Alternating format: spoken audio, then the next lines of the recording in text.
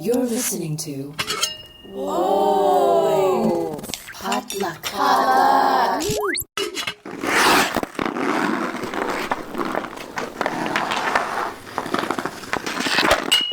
Welcome back to the Asians in Hockey podcast. Once again, I'm your host, Nate Nikau.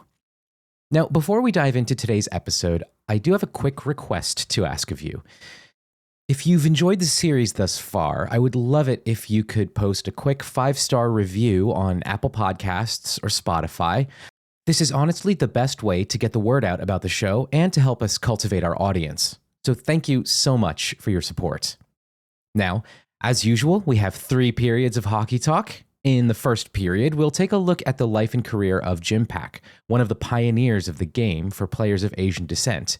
In the second period, I'll give you a little bit of a primer on the history of a few other elite-level non-NHL hockey leagues. And then in the third period, we'll have a conversation with the author Rachel Reid, who wrote a series of hockey romance novels on which an upcoming TV series is based. All of that is coming up right after this.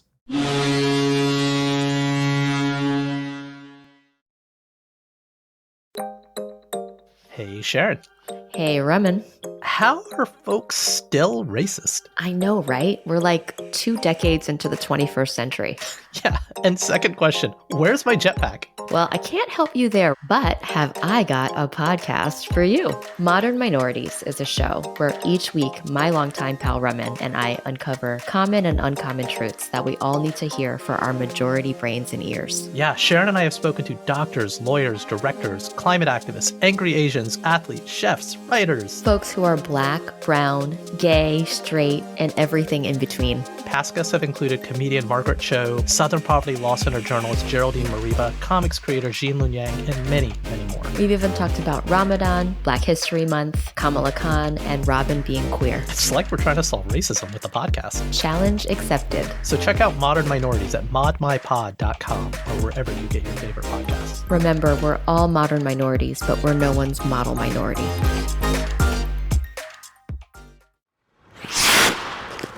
Okay, let's drop the puck on today's episode. So we'll start things off with a profile on one of the legends of Asian hockey.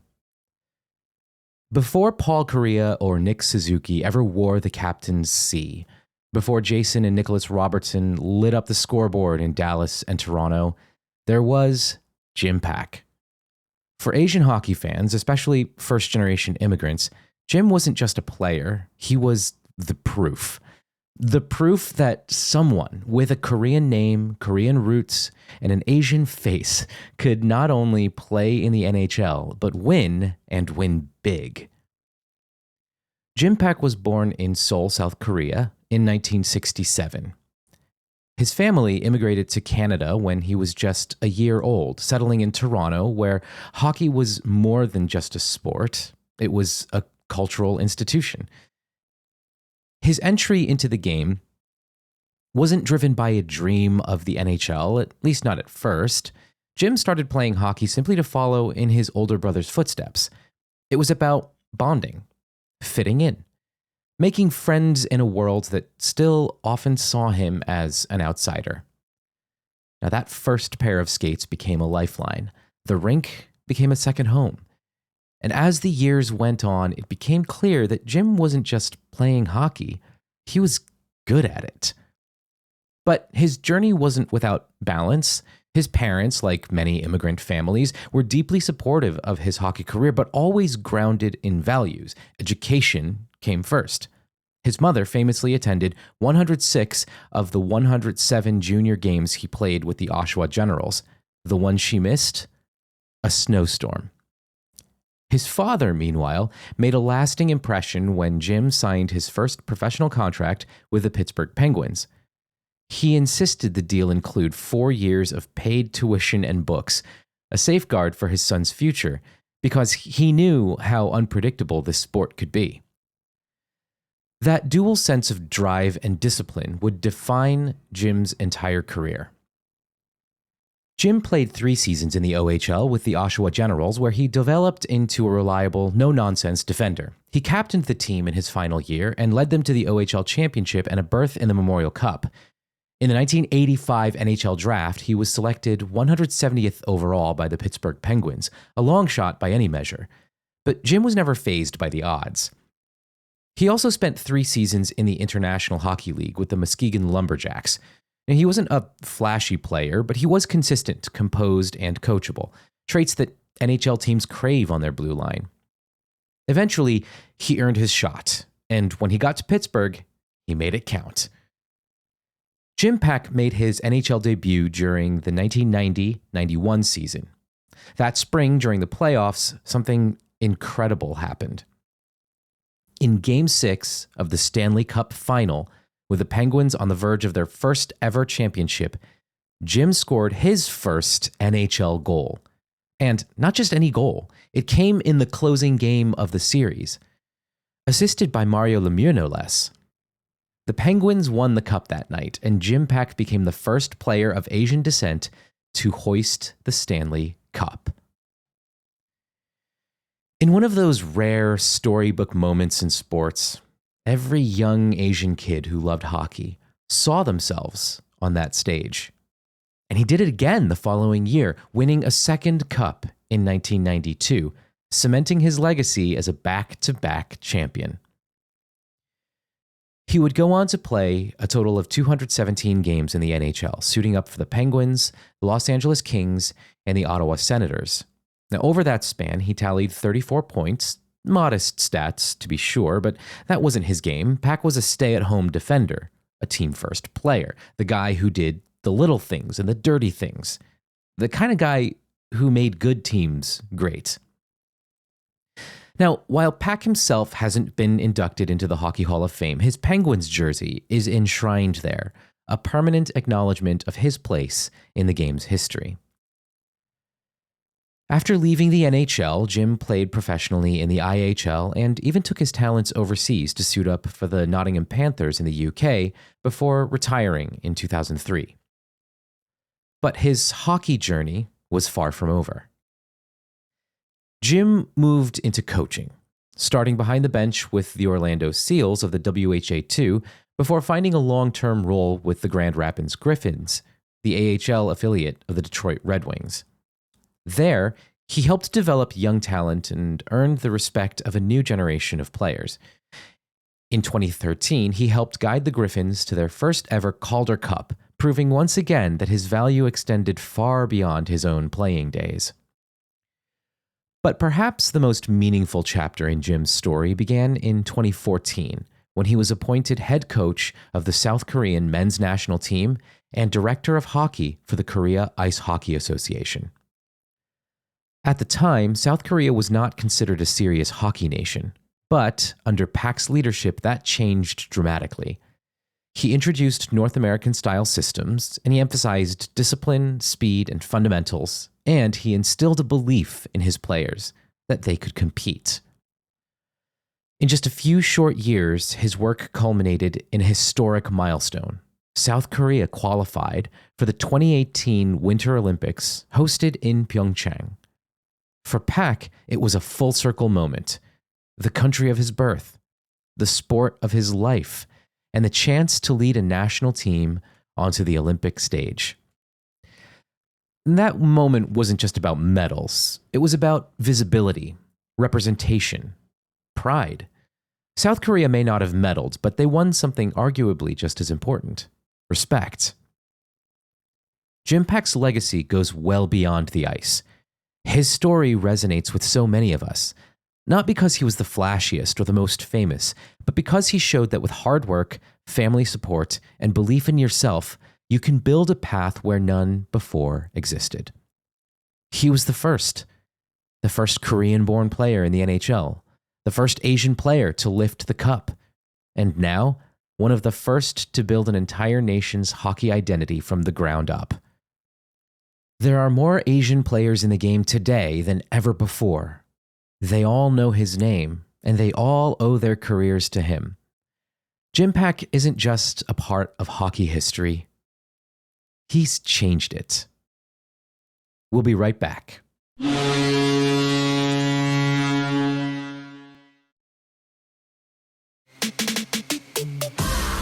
Hi, I'm Charlene Kay. I'm a musician, songwriter, and guitarist. Growing up, I loved music. Whether it was pop, acoustic, emo, I ate it all up. But as a Chinese American kid living in Scottsdale, Arizona, I also felt isolated, never really seeing artists who looked like me or shared my experiences. So, after years of performing on stages all over the world, I wanted to create a space to highlight the amazing Asian musicians who I knew were out there, just not always getting played on the radio. That's why I started Golden Hour, a podcast where Asian singers, songwriters, instrumentalists, and music producers share their personal stories. And it's a space for you to discover your new favorite artist. Listen to Golden Hour with me, Charlene Kay, wherever you get your podcasts. Part of the Potluck Podcast Collective. For today's second period, we're taking a step outside the NHL to explore some of North America's lesser-known, yet hugely influential hockey leagues. While the NHL remains the dominant force in pro hockey, the sport's history and future have been shaped by other leagues that challenged its structure, provided new opportunities, and reimagined how the game could be played. So let's dig into 4 of them: the WHA, the CWHL, the NWHL/PHF, and the brand new PWHL. First up, the World Hockey Association. Launched in 1972, the WHA was a bold competitor to the NHL, aiming to disrupt the hockey establishment. And it worked. For a while. The WHA lured away big-name NHL talent with higher salaries and looser player rights, most famously Bobby Hull, who signed an unprecedented $1.75 million contract with a $1 million signing bonus. The league also made waves by opening doors for international and marginalized players. Jerry James and Val James, for instance, were amongst the first black players to break into the league. The WHA also welcomed players from Eastern Europe years before the NHL truly began to globalize. The league's championship trophy was the Avco World Trophy. Although the WHA ceased operations in 1979, its legacy endures, notably through the NHL's absorption of 4 WHA teams: the Edmonton Oilers, the Hartford Whalers, the Quebec Nordiques, and the Winnipeg Jets. Now, let's shift our focus to the women's game, exploring leagues that have been pivotal in advancing women's professional hockey. We'll start with the CWHL, the Canadian Women's Hockey League. Founded in 2007, the CWHL was a pioneer in organized women's professional hockey. Its goal was simple but ambitious: build a sustainable, competitive league where the best women players in the world could shine. Throughout its existence, the league had teams based in Toronto, Montreal, Calgary, Boston, Ottawa, Burlington, and even China.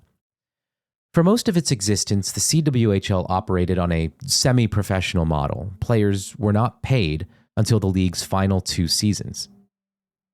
Still, it attracted top talent, including Olympians like Marie-Philippe Poulin, Megan Augusta, and Hilary Knight. The league's championship trophy, the Clarkson Cup, named after former Governor-General Adrienne Clarkson, symbolized the pinnacle of women's hockey excellence. Among the league's standout players was Julie Chu, a Chinese-American forward who played for the Montreal Stars, later renamed Les Canadiennes de Montréal after a partnership with the Montreal Canadiens was signed. Chu's illustrious career includes multiple Olympic medals with Team USA and a significant impact on the growth of women's hockey both on and off the ice. Head back to episode 2 of the podcast to hear more about her life and career. Unfortunately, despite increasing popularity, the CWHL folded in 2019, citing financial instability. But it laid the groundwork for what came next, particularly the players' push for a league that truly treated them as professionals. Now on to the NWHL, later rebranded as the PHF, or Premier Hockey Federation. Launched in 2015, the National Women's Hockey League made history by being the first professional women's league in North America to pay its players. Starting with 4 teams, Buffalo, Boston, Connecticut, and New York, the league expanded to 6 and later 7 teams, including franchises in Minnesota, Toronto, and Montreal. In 2021, the league rebranded as the PHF to reflect a more inclusive identity and to move away from gendered naming. Former player Harrison Brown put it this way: "I was extremely proud to play in the NWHL, but when I was asked where I played hockey by strangers, it would give me anxiety to state the full league name and essentially out myself. This is a very important move for non-binary or trans hockey players." The PHF's championship trophy, the Isabel Cup, honors Lady Isabel Gathorne Hardy, daughter of Lord Frederick Stanley of Stanley Cup fame, and one of the first known women to play the game. Mie Dench, a Japanese-American forward, was a notable player in the NWHL. After a successful collegiate career at Harvard, where she was a top scorer, Dench played for the Metropolitan Riveters, contributing significantly to the team's success and lifting the Isabel Cup herself after assisting on the cup-winning goal in 2018. During its run, the NWHL/PHF pushed for equity in hockey, raising salary caps, negotiating media deals, and expanding viewership. But internal rifts between the PHF and the Professional Women's Hockey Players Association, or PWHPA, created a divided landscape. In 2023, the PHF was bought out, effectively dissolved, and its players absorbed into a new, unified vision. That brings us to the PWHL, the Professional Women's Hockey League. Founded in 2023 and launching its inaugural season in January 2024, the PWHL is the first major, fully professional, unified women's hockey league backed by significant investment, including from Air Canada and Canadian Tire. The league began with 6 teams in Toronto, Montreal, Ottawa, Boston, Minnesota, and New York. It drafted players from around the world, including American and Canadian Olympians, and signed them to real, livable contracts with benefits, union representation, and multi-year deals. It's a historic step forward for the women's game. And excitingly, the league has announced expansion teams in Seattle and Vancouver, set to debut in the 2025-26 season. The PWHL's championship trophy, the Walter Cup, was introduced in 2024. The trophy was crafted in partnership with Tiffany & Company, symbolizing a new era for women's hockey. One of the PWHL's trailblazing players is Akane Shiga from Obihiro, Japan. In the league's inaugural season, Shiga played for PWHL Ottawa, later the Ottawa Charge, becoming the first Japanese player in the league's history. Her participation during that first season not only showcased her talent, but also highlighted the growing international diversity in women's hockey. Now let's settle on the PWHL for a few minutes here. I want to talk about a few notable differences between the PWHL and the NHL, particularly because both leagues run concurrently, and they're actually both in their playoffs right now. The PWHL has a 3-2-1 point system. Teams earn 3 points for a regulation win, 2 points for an overtime or shootout win, and 1 point for an overtime or shootout loss. Now, this system incentivizes teams to secure victories within regulation time, unlike in the NHL, where points are simply awarded on a 2-1-0 basis. 2 points for a win, regardless of how long it takes, 1 point for an overtime or shootout loss, and 0 points for a regulation loss. Body checking. Now, unlike traditional women's hockey rules, the PWHL actually permits body checking under certain specific conditions, aligning more closely with the NHL. The no escape rule. When a team commits a penalty resulting in penalty time, all players on the ice at the time of the infraction must remain on the ice until after the ensuing face-off. This is akin to the NHL's rule following an icing call, where the offending team cannot make a line change before the next face-off, though the icing rule also exists in the PWHL. The jailbreak rule. If a team scores a shorthanded goal, the penalized player's penalty is terminated immediately, which adds a strategic layer to penalty kills. Shootout format. During shootouts, any player can take multiple attempts, providing teams with strategic flexibility. Shootouts are also competed in a best-of-5 format instead of a best-of-3 like in the NHL. No trapezoid.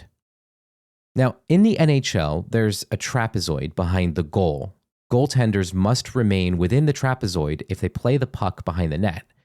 In the PWHL, goaltenders are allowed to play the puck wherever they like behind the net. An old school touch that adds more creativity to puck handling and breakouts. The PWHL is already changing how we think about women's hockey on and off the ice. It's fast, physical, and highly competitive, with many players coming from the NCAA, the PHF, the CWHL, and Olympic backgrounds. And for younger generations, it's offering something new, a clear, obvious professional path. From the pioneering days of the CWHL to the groundbreaking initiatives of the PWHL, these leagues have significantly contributed to the growth and diversification of hockey. They've provided platforms for players of Asian descent like Julie Chu, Mie Dench, Leah Lum, and Akane Shiga to shine, inspiring future generations of athletes. Now, after the break, we'll talk with author Rachel Reid about her series of queer hockey romance novels. Stay tuned.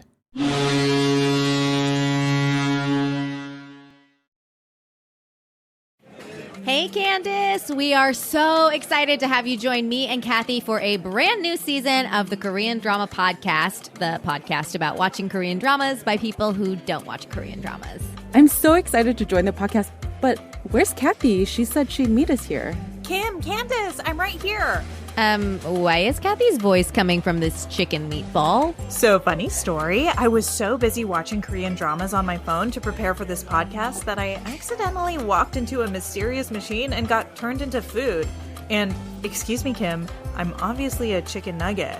Agree to disagree. Well, that's a weird coincidence because for our 5th season of the Korean Drama Podcast, we're watching the comedy sci-fi series Chicken Nugget. Join us each week as we discuss the highs and lows of Chicken Nugget episode by episode. So grab a snack, maybe not chicken nuggets, and follow us on your favorite podcast app, part of the Potluck Podcast Collective. So for the third period today, I am joined by Rachel Reid, who is an author of a series of hockey-related novels and a couple standalone novels as well. Her latest book, which is called The Shots You Take, just came out back in March, if I'm correct in saying that. Rachel's all of her books kind of focus in on queer hockey romance, and Rachel's from Nova Scotia, and just judging by the apparel that you have on right now, you are also a fellow Habs fan. So, Rachel, welcome to Asians in Hockey. Thank you. Thank you for having me. Absolutely. Thanks for joining. So I did want to give you the opportunity to kind of talk about what you do. So, but before we dive into that, I do want to add a little bit of a disclaimer. Rachel is not Asian, though. Nope.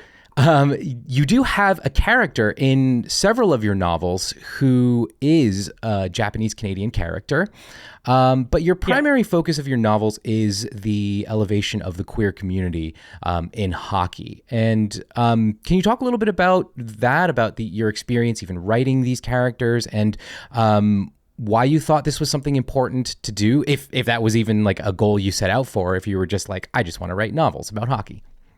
Yeah, it was like, it's a little of all of those things. I've been a hockey fan my whole life since I was a little kid, and really since the 90s, I think the homophobia side of hockey is something that's really been noticeable to me, and something I've been interested in exploring, and I don't know, something I've been hoping would go away, but hasn't really on the men's side of hockey.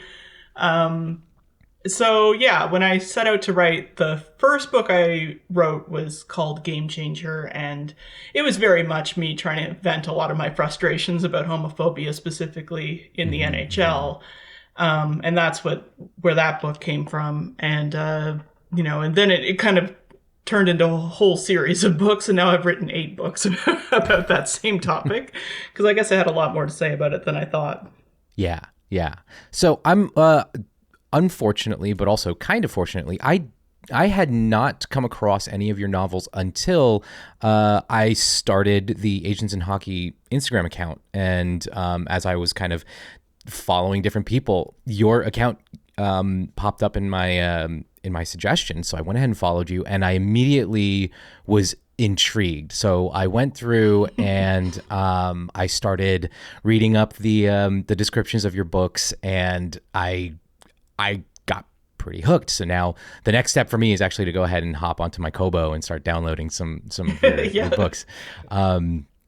I'm excited to dive into these stories, but you were mentioning homophobia in men's hockey. I'm surprised. Really? Yeah, I know. And it's something that, when I wrote the first book, I was like, well, surely we're on the brink of this ending, but it hasn't really. We still have never had an out NHL player. We have an openly gay NHL prospect at the moment in the AHL, which that's a big deal. Yes. Oh, absolutely. But that's as far as we've gotten. And yet, it doesn't look like it's changing. No, it doesn't. And yet, on the women's side of the game, that's a completely different story. Now, I know you're no expert, but do you have any thoughts as to what might be influencing that? I mean, I feel like I guess it's just a cultural thing, right? Like, I think there's just an idea of what men who play hockey are supposed to be. And there's also a stereotype about what women who play sports are supposed to be. So maybe there was just more, there wasn't as much, I don't know, not as much of a stigma for the women about being gay or queer if you're a hockey player or any other kind of like team sport athlete. Right. Not that I think it was easy, but it was probably, easier, I would say. More of a community there for sure. Yeah, I think that's probably the driving force there is the community, because in the women's game, just by percentage, the queer community is a little bit more robust and active there, and it allows for people to feel more comfortable to come out, which is why I think your books provide a much needed resource for people, showing that there is a community. Is that why you focus primarily on male characters in your books? Yeah, I did, because I felt like that's where the problem is. And I mean, I mostly watch NHL hockey. I used to follow junior hockey in Canada more, which also has its own problems. But yeah, I mean, at the time I was writing the first books too, there wasn't a women's professional league really yet, not like what we have now, which is amazing. Right. But it was mostly just international hockey. But yeah, so yeah, that's why my focus. I mean, mostly I was trying to address where I felt like the problem was. So. Yeah. No, absolutely. And I think that's obviously very much appreciated. So let's back up a little bit, and tell me a little bit about your own history with hockey. I know you mentioned that you have always loved hockey, that it's been your the sport that you've watched since you were little. Are there any moments along the way throughout your childhood and adolescence and even adult life that you kind of point to as either seminal moments or really like watershed moments in your fan life? Yeah, I just fell in love with the game as a kid. I don't even know why. It might have just been like sort of an organic Canadian thing, but I definitely was like unusually into it for a girl, at least in like my school, my family, my my town, whatever. So I did stand out a bit for how obsessed I was. And I did play very briefly. There was no girls hockey when I was a kid here. So they let me play House League Pee Wee with the boys for one season, even though I was a little too old to play Pee Wee. Yeah, they let me do it for one season, and I wasn't good, but it was the happiest I've ever been. I was like, and I actually feel like sometimes like writing these books is like chasing that high. It's like trying to put myself back in a locker room, back with a team, because it was the only like the 1 year I got to do it, and it was just great. But yeah, I was very bad, obviously. I was a late starter. I think I was 13 or 14 when I started. So yeah, much too old, but still had a great time. You're never too old to start playing hockey. No. I think like when I was 10 years old, I used to skate a lot, but didn't play hockey. I broke my leg really badly skating. And that's when I was like watching hockey and watching hockey players like come back from injuries, coming back from broken legs. Cause I was obviously like, I was 10 and I was terrified to ever skate again. But being a hockey fan like pushed me back onto the ice, because I was just like, oh, those guys are tough and they can do it. And so I wanted to be like them. So I like got back out there as soon as I could, which I don't think I would have if I hadn't been a hockey fan at the time. But yeah, I think, I don't know. There's been like good and bad moments with my hockey fandom through the years. You know, it's let me down in a lot of ways, but sometimes I just walk away from it for like a couple of years and say I'm done with it, but I always come back. So moving to your latest book, The Shots You Take, tell us a little bit about that. Let's start with, I guess, a synopsis of the book. That one is, this is a kind of a second chance romance, as we say, like people that were together or were almost together at an earlier point in their lives. And this is sort of like where they actually come together. So this is a second chance romance between two retired NHL defensemen who were best friends, line mates, won a cup together with Toronto. It's fiction. And then they're like... they reunite because they haven't spoken in 12 years, and one of their dads dies, so the other one shows up for the funeral in small town Nova Scotia. And the rest of the book's set over a couple weeks or so, not even 2 weeks, and it's just about them reuniting and fighting a lot and working some stuff out. But yeah, it's a lot about homophobia in hockey, because when they played, it was like the early mid 2000s. Which was very different even from now. There were definitely no pride nights happening, or anything like that. Even though that's not like a huge effort on the part of the NHL, it still would have been unheard of then. And then it's also about, because one of them suffers quite a bit from like depression and anxiety. And those are things that also were never spoken of at that time among hockey players. It's a lot better. Well, it's better now. I don't know about a lot better now, but it's definitely, at least it's being talked about and dealt with now.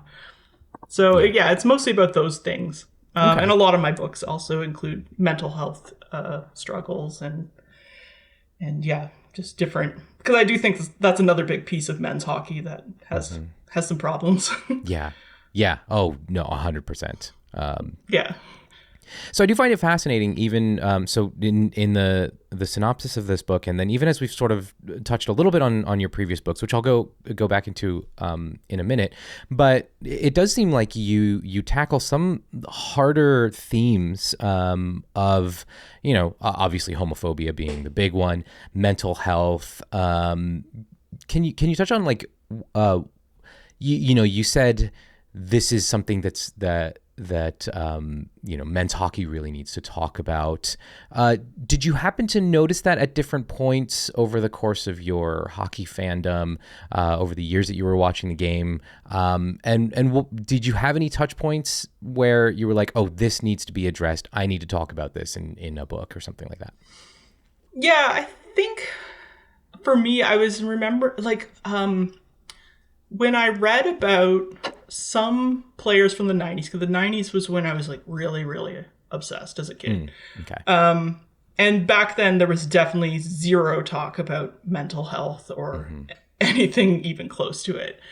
And there were a lot of like injuries and things like that I witnessed during that time that, would cause a ton of trauma to anybody who experienced them. Just things that happened on the ice that were extremely traumatic, traumatic to watch, let alone be the person it happened to. So then later, like more recently, I would read kind of like follow-up articles with those guys and find out that, they spiraled into a world of like drug abuse, suicidal thoughts, depression, anxiety, a lot of it untreated.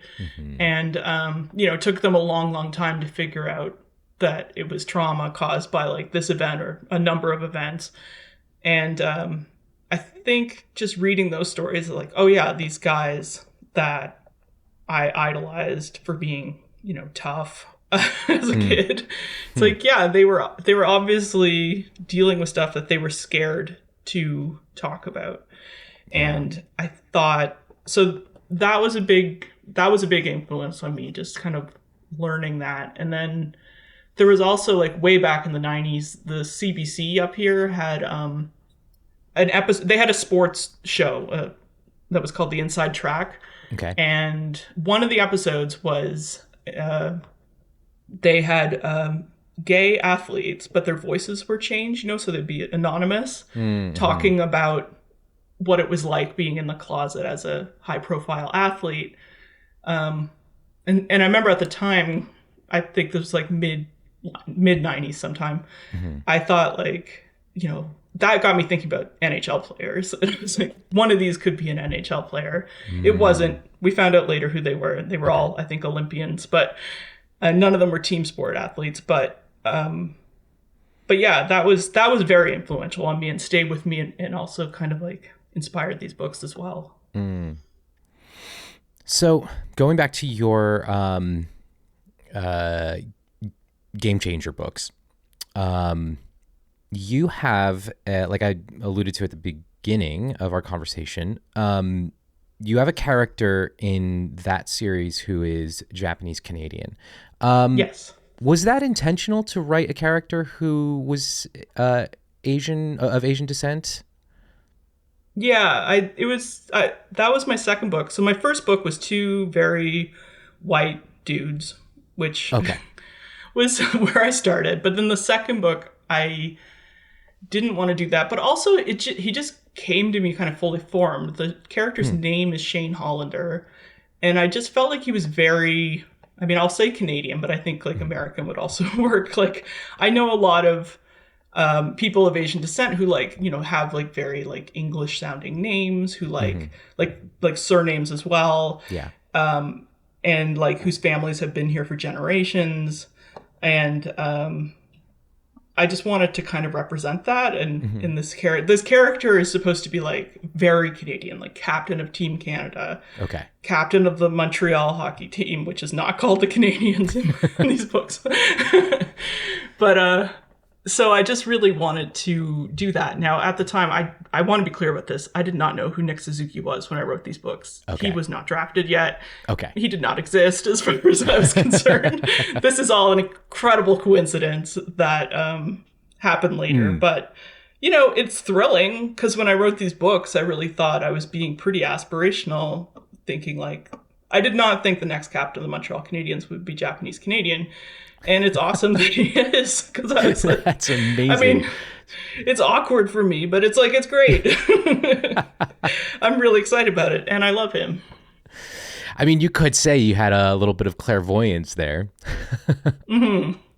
But I think like generally when I was writing the book, even though at the time I was like, this is just like a romance novel that people are going to read and move on to the next one and forget about, I still like to approach the books as if they made a movie of this and they were casting it, I don't want to just see like all white actors, you know, like you want to populate the world the way the world looks. And, you know, North America is very diverse. So I just wanted to show that in the books as well, even though hockey is, you know, it's not known for diversity, but I think it's important to show that it's there. And I'm hoping it only gets better. Yeah, absolutely. Absolutely. As you were kind of working on the character of Shane Hollander, did you ever start thinking about his own maybe grappling with his racial heritage? I mean, like I said earlier, I'm not familiar with your books, although now I'm like definitely going to be reading them. But so I don't know if there are any stories or segments of stories where he sort of grapples with his racial heritage. But even some of the cover art, he, you know, the illustrator for the cover art clearly puts some, you know, Asian phenotypes into the artwork. So does he deal with that as far as even his looks and appearance go? Do you think that's ever something that you might want to explore a bit? Yeah, it was something that I'll be honest, I did not explore very much at all in the books. I was honestly a little bit nervous to myself. Okay. Like I would just, you know, I wanted to be careful about how I approached that, but it's something that like I made his mother is Japanese Canadian as well. And I made her like, I made her a really great character, a really important character in the book. But I would say it's like the heritage part didn't really come into it that much. And it doesn't really deal that much with racism in hockey. It's like touched on a little bit, but I definitely was a little nervous about going too deep into it. And I kind of wish I had a bit more, but yeah, I know like right now that series is being adapted for television and the plan is to go a little more in depth with that side of things on the show. So I'm glad for that. That's exciting, and I'm looking forward to that. And I'm glad you brought it up because I was just about to say, can we talk a little bit about what's in store for the series? Yeah, I'm excited that Shane is going to be brought to life because, like I said, you know, I wrote the book thinking like, oh well, if this was ever a movie, it'd be great to see like an Asian Canadian actor playing this character, and that is exactly what's happening. So. Yeah, I'm really excited to see him brought to life. That's really, really exciting. I know it's super early in development. Like you said that before we hit record, they're still in production right now. Yeah, they're filming now. So okay. So it'll be a little while before we even catch wind. Yeah, but that's exciting. Can you speak to any like platforms? Is it going to be streaming? Is it going to be available in all over North America or just in Canada? At the moment, it's Canada only, and hopefully it will get, picked up by an American streaming service and every other country, but definitely America, I hope. Okay, awesome. So if you are in Canada, keep an eye out for that. If you're in the U.S., fingers crossed, it'll hopefully cross the border. Yeah. Or at the very least, you could be like me and, you know, marry somebody who is from Quebec and just, you know, go visit family and watch some TV while you're up there. It'll be in Quebec, yeah. Awesome. Well, Rachel, before we wrap up, is there anything else that you wanted to mention? And where can people find you on the interwebs and follow up with your work? Mostly I'm on Instagram, so I'm Rachel Reid Writes there. I am on Blue Sky, same name. I'm not on there as much, I'll admit. And I'm easy to keep up with because I'm actually taking a break from writing right now, so I don't have anything to promote except the books that are already out there. And yeah, watch for news on the show. I'm sure there'll be more coming soon. Awesome. And it will be called Heated Rivalry, the show. So okay, cool. Cool. It's named after the second book in the series. So Got it. All right. Well, thank you so much, Rachel. We're really looking forward to the continuation of your work on television, and thank you again for joining us today. no problem. Thank you. Okay, that does it for today's episode of the Asians in Hockey podcast. Stay tuned for our next episode where I chat with Alana Ma, the captain of Canada's women's national para ice hockey team. I'm really excited to share this conversation with you, so be sure to subscribe to the show so you don't miss out. Thank you so much for listening. Asians in Hockey is part of the Potluck Podcast Collective and is hosted and produced by me, Nate Nakao. Contributing producers are Chad Soon and Chris Wu. If you like what you heard, leave us a 5-star review on Apple Podcasts or Spotify and share this podcast with your friends. To keep up with us on socials, follow us on Instagram and Threads at Asians in Hockey and on Blue Sky at asiansinhockey.com. We also have a Facebook page now, facebook.com/asiansinhockey. And please feel free to shoot me an email at asiansinhockey@gmail.com. See you next time on the Asians in Hockey podcast.